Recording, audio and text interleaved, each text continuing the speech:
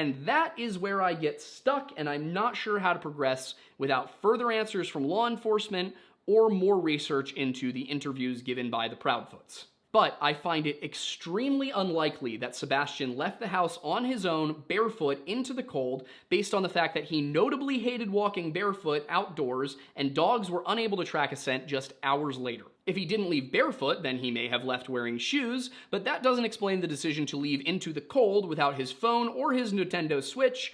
And there's also the fact that not a single camera saw him. That would suggest to me that he left in a car, but he certainly didn't drive, which means someone must have driven him. There are very few people that Sebastian would trust enough to get into a car with, and even fewer people who had access to the home. Sebastian had no contact with anyone but approved adults, so we're talking about somebody who must be very close to him, and likely very, very trusted by Katie and Chris. So aside from Seth, his father, it seems like the only people who would have access to Sebastian at this time would be his own family. And after looking through everything, while I'm not going to say that we can rule out Seth being abusive in the past, I think we can rule Seth out as a suspect in this case. Is it possible that someone, be it Katie, Kathy, Melissa, or any other member of the Proudfoot clan, spirited Sebastian away in the middle of the night to hide him somewhere? Or maybe Sebastian never made it home that night at all, since the last time anyone other than family saw him was as they were leaving dinner Sunday night. I doubt Katie wanted her son dead, and I don't think that she would stand by Chris if Sebastian was, which means that kidnapping by family is, so far as I'm concerned, the most likely scenario. But why? Chris had gotten what he wanted with Sebastian moving out of the house, so there was no reason to make him disappear on that front. Having your one child go missing while you're actively fighting for custody of the other probably doesn't help your case, so I doubt this was plan A, so to speak. The only thing that I could imagine would warrant this would be Sebastian throwing a wrench into the custody battle, and this would probably be related to the abuse by Chris. From there, I can see two main possibilities. The first is that should Sebastian testify in this custody battle, or should he be allowed to give a statement in this custody battle, well, he's autistic.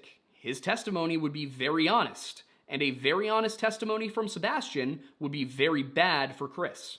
The second is that Chris misrepresented his most recent encounter with CPS after he beat Sebastian with a belt for at least the second time, and the case was more serious than he let on. Now remember, Chris said in his interviews that this CPS worker came to the house, took Sebastian outside, and then told Sebastian, "Hey, buddy, when you're being punished, you shouldn't tell anyone. You're gonna get your dad in trouble. Don't do that. Don't report when you're being punished."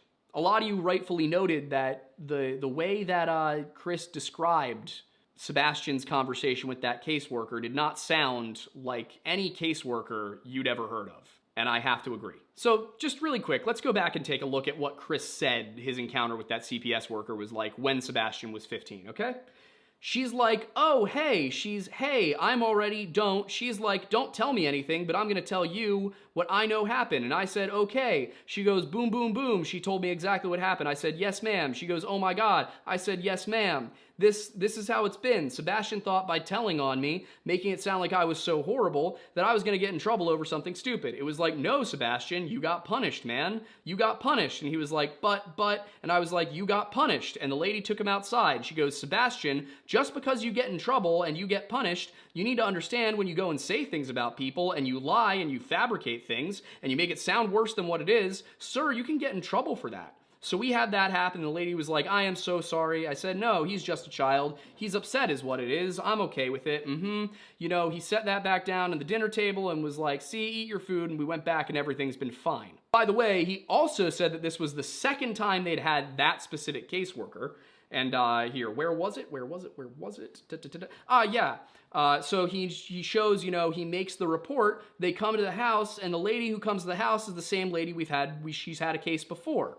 Now, mind you, he said that there was only one incident with a belt and CPS only showed up once, but that's neither here nor there. We know he's a liar. But so the CPS worker shows up a second time, and as we all know, social workers are always very quick to be very friendly to parents the second time they're called to that house. In case it wasn't clear, we're into the pure speculation part. So, not buying that one. We already know that Chris has lied about CPS. Why would he not lie about what happened when CPS came to the door? The only way the report from that CPS visit gets out there is if the police charge the Proudfoots and they use it as evidence in a trial, or if a CPS caseworker working out of that office were to leak it. So yeah, I would not be shocked at all if Chris lied about that encounter. It just would not surprise me. But the question then is, would missing child look better than abused child to a custody court? But just to reiterate, bring things back, reset, make sure we're all on the same page about where we are. The suggestion was that maybe that CPS visit was a little bit more serious than he let on, and he did not want the New Mexico courts finding out about it. Would CPS or the custody court be less concerned about a missing child than an abused child? I frankly do not know, and it's not a question I ever thought I'd have to ask. But also, how would that work once the case is over? I mean, does he miraculously appear back in Hendersonville and, tragically, due to the trauma and his being autistic, he goes nonverbal and refuses to talk about anything that happened, and then they just kind of send him on his way? Now, of course, I have to remind everybody that this is a hypothetical scenario that I feel is possible based on the evidence that I have accumulated and presented. My sole interest is to explain my findings in the hopes that they may lead to new avenues in the search for Sebastian Rogers. I am in no way asserting that the hypothetical scenario I described today is to be understood as an allegation of any kind, nor am I making the claim that any party is responsible for Sebastian's disappearance. By the time this video goes live, all of the research that I have compiled will have already been sent to the FBI and the TBI, as well as the Davidson and Shelby County Sheriff's Departments. I genuinely do believe that Sebastian was kidnapped, if not by his family, then by somebody else with access to the Proudfoot home.